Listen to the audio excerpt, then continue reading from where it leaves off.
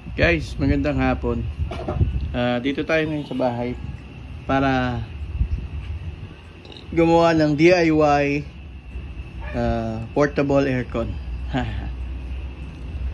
So yun guys, dahil sobrang init, gagawa tayo ng paraan para maibsan kahit pa paano yung init. Tignan natin kung mag-work. So meron tayo ditong lumang exhaust fan.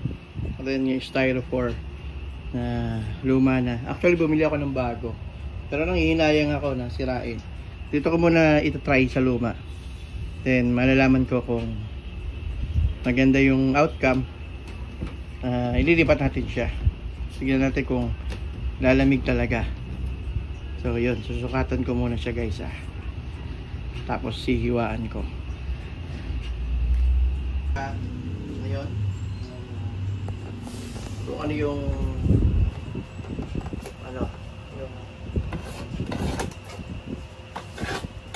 butas na kailangan nyo. Yan.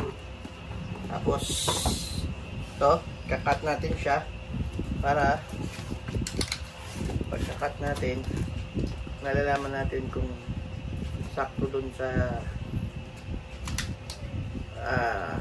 exhaust fan.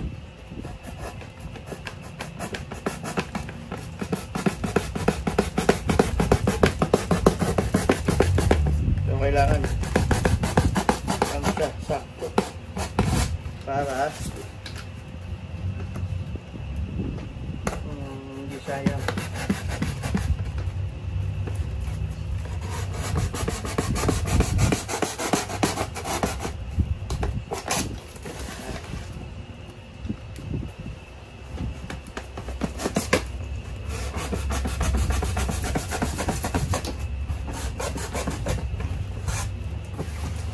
Na siya guys. Malalaman natin kung mag-a-adjust pa tayo.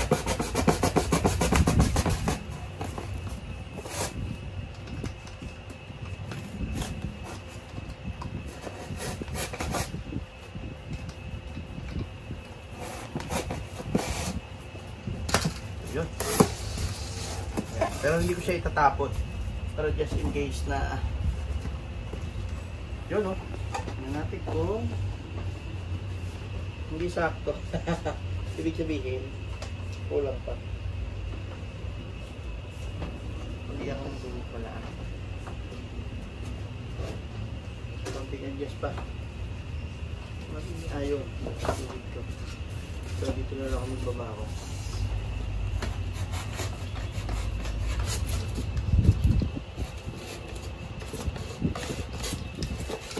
Waling sobrang may araw naman yan may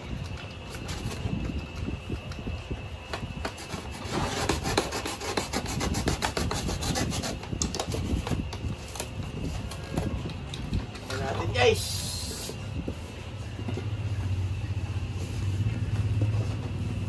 Hindi pa rin, konti na lang dito tayo magbabawas naman.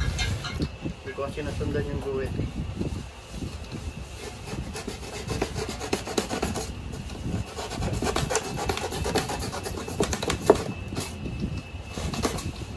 At ako dito sigurado. Siguro naman.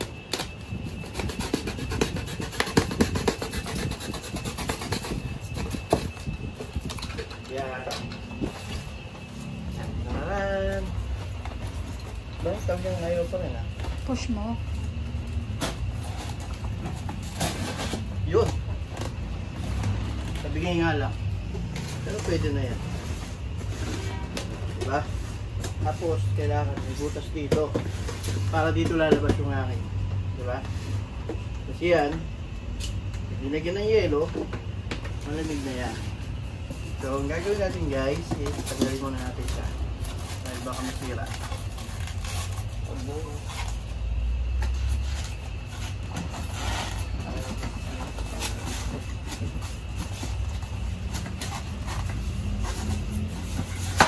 Yun.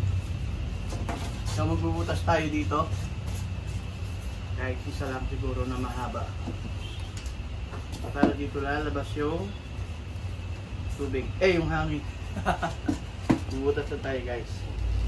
Tapos sasampulan natin. Dapat kasi lagay ano na ito eh. Kahit wala ng sukat eh. Importante magkaroon siya ng butas. At hindi naman kalakihan.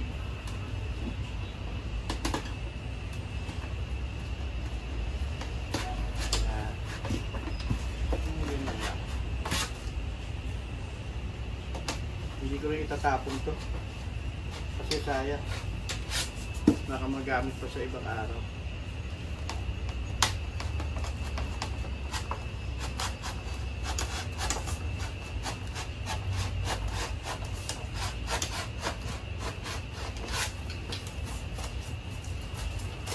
Ayun. So yun na guys, ito na siya. Yun. Medyo tabingi lang. Pero pwede na. Wag lang siyang sira. Ano ba yung kanina? Push mo lang.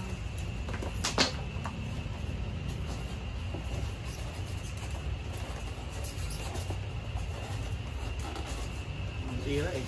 Hindi, push mo. Push ko lang daw. Sabi ng asawa pa.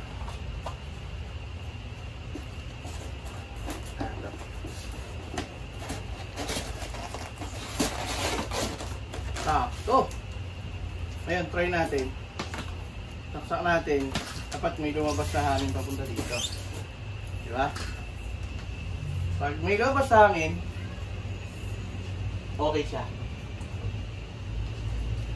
Yun! Nakita nyo? May hangin. Kasi yung dumi. Lumabas. Yun oh. Guys oh. Yelo na lang ang kulang. So, tatry natin ng yelo. Pag may yelo na yan, malalaman natin, ayun, malakas din pala. Ayos. Sige, mamaya. Balik tayo. Patayin ko muna yung camera. Okay na? So, yun guys. Nalagyan na natin siya ng yelo. Ayan. So, itatry natin siya ngayon. Babalik natin yung takip. Ayan. Tapos, nakita naman natin yun. Nagkalat to. Ibig sabihin, nag-work. Yung hangin lumabas. Pwes, pakipatayin mo muna yung electric fan. Ngayon, try na muna natin siya. Boom! Malamig yung lalabas na hangin dahil meron na siyang yelo. So, ito guys. I-reveal na natin kung talagang successful ng aking invention. Tiyana! Wow! Malamig! Malamig! Masarap patulog mamayang gabi. Oh, see? Diba? So, yun guys, naging successful siya. Malamig pala talaga. Pero hindi ko lang alam kung gano'n siya kalakas sa yelo. Kasi, medyo malakas yung exhaust. Malamig mo? Oo. Siguro kung mas maraming yelo pa yan, malamig. Pero syempre, matutunaw yan dahil hangin eh. Tumutulak yung hangin para lumabas yung lamig. Pero, malaking bagay na rin kasi pag natulog mamaya, ayan ako, tuntua oh. So, yun guys, salamat. Sana, kahit pa paano, makatulong sa mga naiinitan, hindi masyadong malaki yung gastos. Kung meron kayong lumang electric fan or blower, basta meron kayong styrofoam na pwedeng paglagyan, pwede nyo gamitin portable aircon, kagaya nito. So, maraming salamat.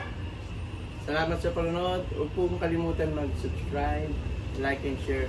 Follow po sa akin na Facebook and YouTube ako. Tagi's Adventure. Maraming salamat. God bless everyone. God bless us all. And God bless Philippines. Yan. Oo, di ba?